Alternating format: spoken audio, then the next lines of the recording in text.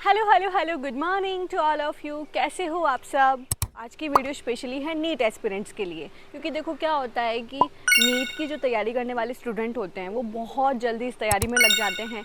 8-9 class से ही start कर देते हैं तैयारी। कुछ लोग होते हैं 11th क्लास से करते हैं, फाउंडेशन कोर्सेज करते हैं, और कुछ ऐसे होते हैं जो इतने सारे ड्रॉप्स ले लेते हैं, फिर भी सोचते हैं यार अब हम ड्रॉप लें, फिर से तैयारी करें या फिर कहीं ना कहीं एडमिशन ले लें। तो थोड़ा सा डीमोटिवेटिंग सा फील होता है कि यार इतनी मेहनत करी और फिर से ड्रॉप ले रहे हैं, अब फिर से इतनी मेहनत कर पाएंगे कि नहीं कर पाएंगे। तो आज की इस वीडियो में आपको मैं ये हेल्प करूँगी डिसाइड करने में कि आपको ड्रॉप लेना चाहिए कि नहीं लेना चाहिए। अगर आप ड्रॉप लेते हो तो कौन कौन सी चीज़ें आपको पहले से सोच लेनी चाहिए, ताकि आपका वो जो पूरा टाइम पीरियड है ना, वो वेस्ट ना हो।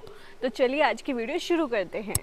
Myself Akshita Sharma, I am an intern in BMS College and I am from Rajasthan। ये सबसे पहले उन स्टूडेंट्स की बात कर लेते हैं जिनको प्रॉपर ड्रॉप लेना है, पूरी नीट की प्रिपरेशन करनी है, ठीक है। अब ड्रॉप लेना है, उसमें भी कैटेगराइज हो जाते हैं स्टूडेंट। कुछ स्टूडेंट ऐसे होते हैं जिन्होंने 11th-12th में थोड़ी बहुत फाउंडेशन कोर्सेज से तैयारी की थी, ठीक है। 12th तक आते आते उनकी जो है 400 to 500 के बीच में मार्क्स आ रहे हैं, फिर भी वो सोच रहे हैं कि यार अब तैयारी करे कि नहीं करे। तो ऑब्वियसली आपको चांस लेना चाहिए। अभी आपके पास खूब टाइम है, पूरा 1 साल दो खुद को और अच्छे से मेहनत करो। इसमें सोचने की ज़रूरत ही नहीं है। आप ये मत सोचो कि आपकी एज, अभी आपको एज का कुछ नहीं सोचना।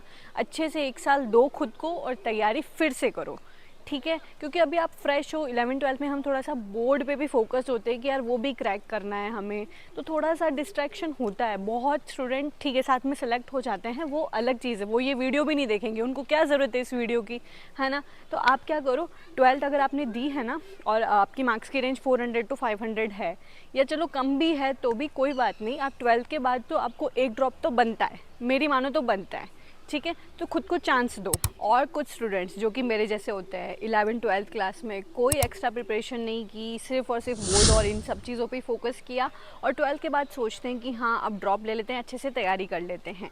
ऐसे स्टूडेंट्स के साथ क्या होता है, वो फर्स्ट ड्रॉप में तो ये सोचते हैं कि इसमें ना हम सिर्फ सीखेंगे कि हाउ टू स्टडी, हमें पता नहीं है चीज़ों को कैसे डील करना है, क्योंकि कभी भी मल्टीपल चॉइस क्वेश्चंस हमने किए ही नहीं, तो हम कैसे करेंगे। तो इस टाइम ना हम सिर्फ सीखेंगे, थोड़े से मज़े करेंगे, साथ साथ में पढ़ाई कर लेंगे। तो ऐसा नहीं सोचना है, आपको फर्स्ट ड्रॉप में ही सीरियसली स्टडी करनी है।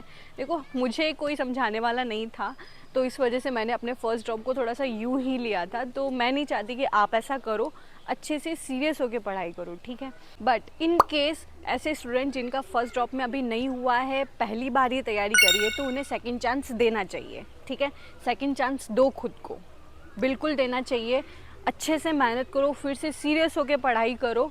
बस इसमें आपको किस चीज़ का ध्यान रखना है कि बिल्कुल इस चीज़ पे ना ध्यान ही नहीं देना है कि आपका ये सेकंड ड्रॉप है या लोग क्या कह रहे हैं, आपको कोई मतलब नहीं होना चाहिए, ठीक है। आपको फोकस करना है वही रिवीजन, क्वेश्चन प्रैक्टिस, क्योंकि ऑलरेडी आपने एक बार चीज़ें गो थ्रू कर ली है, तो थोड़ा सा क्विक रिवीजन करो। एक और चीज़ आपको ऐड करनी चाहिए जो मुझे लगता है कि जो भी आप टेस्ट देते हो ना, उसमें आपने कहाँ नेगेटिव किया है, उस क्वेश्चन को फिर से सॉल्व करो, ना कि आप फिर से रिवीजन और अपनी स्टडीज़ पे चले जाओ। नहीं भाई, जो आप पेपर देख के आए हो ना, उसमें आपने चाहे 50 क्वेश्चन गलत किए हो, चाहे 30 क्वेश्चन गलत किए हो, उस एक एक क्वेश्चन को गो थ्रू करो, कहाँ गलती करी, और उस चीज़ को नोट करो। स्पेशली एक कॉपी में आप वो नोट करो कि कहाँ कहाँ गलती हो रही है। नीट का एग्ज़ाम भी आ रहा है, तो बहुत टेस्ट सीरीज़ भी चल रही होगी, तो ये बहुत अच्छा टाइम है इस चीज़ के लिए। आप ये ट्राई करके देखो, ये आपको ना एग्ज़ाम में बहुत हेल्प करेगा, क्योंकि जो हम गलती करते हैं ना, वो चीज़ हमें याद रहती है। अगर आप इतना उस पर सर्च करोगे तो वो चीज़ आपको क्लिक करेगी एग्ज़ाम में कि यार ये गलती मैंने की थी, अब मैं इसको दोबारा नहीं करूँगा।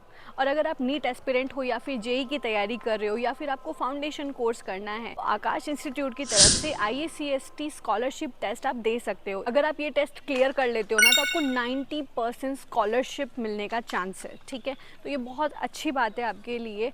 आकाश इंस्टीट्यूट का IACST टेस्ट जो है 60 मिनट की ड्यूरेशन का होगा और कम्प्लीटली ऑनलाइन है, जिसमें आप 9 AM to 10 PM के बीच में किसी भी दिन इस टेस्ट को दे सकते हैं, because it is conducted every day and flexible with timings. Registration link पे जब आप क्लिक करेंगे तो कॉन्टैक्ट नंबर आपको यहाँ पे डालना है, उस पर OTP आएगा 4 डिजिट का। उसके बाद ये पेज ओपन होगा जिस पे आपको सारी डिटेल्स अपनी डालनी है। आपको अपनी स्ट्रीम सेलेक्ट करनी है, स्टेट सेलेक्ट करना है, और उसके बाद में सेंटर को सेलेक्ट करने के बाद 7 नेक्स्ट पे जाइएगा। उसके बाद आप अपने अकॉर्डिंग एग्जाम की डेट डिसाइड करके रजिस्ट्रेशन कर सकते हैं। तो रजिस्ट्रेशन लिंक के लिए अगर आप आकाश इंस्टीट्यूट की वेबसाइट पे जाके देखते हो तो वहाँ पर इसके चार्जेस हैं 100 या 200 रुपीज़ आपके लगते हैं। लेकिन अगर आप मेरे डिस्क्रिप्शन में दी हुई लिंक से रजिस्ट्रेशन करते हो तो वो बिल्कुल फ्री ऑफ कॉस्ट है। तो जाइए जल्दी से रजिस्ट्रेशन कीजिए। अब बात कर लेते हैं उन स्टूडेंट्स के बारे में जो ये सोचते कि यार हम कॉलेज ले लेते हैं, कोई भी प्राइवेट हमें मिल रही है और साथ में हम ना तैयारी कर लेंगे और फिर से एग्ज़ाम दे लेंगे। ठीक है,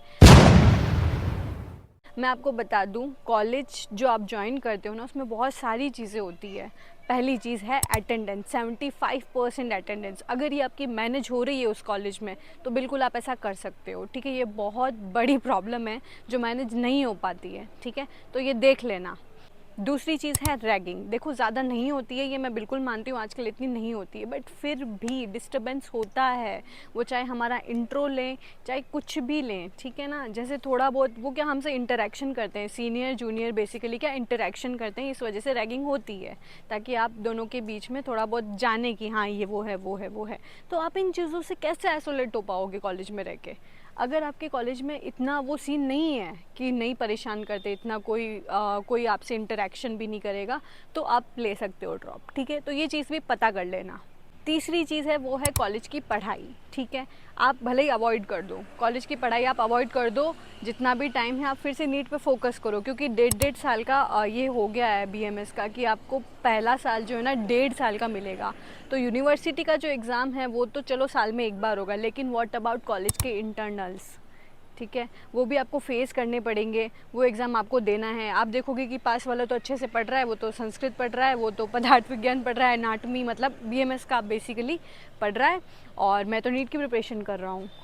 तो यार ये चीज़ें ना सोचने में बड़ी आसान है, करने में ना बहुत इशू आते हैं। ये जो प्रॉब्लम्स मैं आपको बता रही हूँ ना, इनके बारे में सोच लो। अगर आपको लगता है ना कि यार आप देख लोगे तो करो, तैयारी करो। मैं आपको डीमोटिवेट देखो बिल्कुल भी नहीं कर रही हूँ कि आपको नहीं करना चाहिए नहीं करना चाहिए, नहीं। मैं ये चाहती हूँ कि जो पॉइंट्स मैं आपको बता रही हूँ ना, आप उन पर एक बार सोच लो। अगर आपको लगता है कि इसके बावजूद भी आप करोगे तैयारी तो करो, क्योंकि देखो रिग्रेट नहीं होना चाहिए।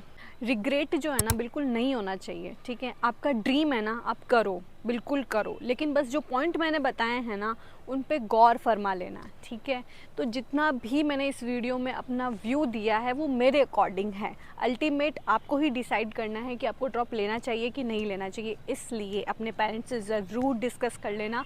और जैसा कि मैं हमेशा कहती हूँ कि सबसे बात करना, लेकिन खुद से ज़रूर पूछ लेना कि इस बार मैं कर लूँगा क्या, मेरा ही ड्रीम है। सब कुछ ठीक है, एक बार का मोटिवेशन रहता है, बट वो मोटिवेशन जो है पूरे साल आपको बरकरार रखना है। बाकी wish you all the best. अब नीट का एग्ज़ाम आ रहा है तो बहुत अच्छे से एग्ज़ाम दीजिएगा। मेरी बेस्ट विशेज़ आपके साथ में हैं, तो अच्छे से एग्ज़ाम दीजिए, पढ़ते रहिए, मेरी वीडियोस देखते रहिए। और अगर मेरी वीडियोस अच्छी लग रही हो तो प्लीज़ वीडियो को लाइक कीजिएगा, अपने फ्रेंड्स के साथ शेयर कीजिएगा। और अगर अभी तक आपने मेरे चैनल को सब्सक्राइब नहीं किया है तो प्लीज़ सब्सक्राइब कीजिएगा। ओके, बाय बाय, मिलते हैं नेक्स्ट वीडियो में।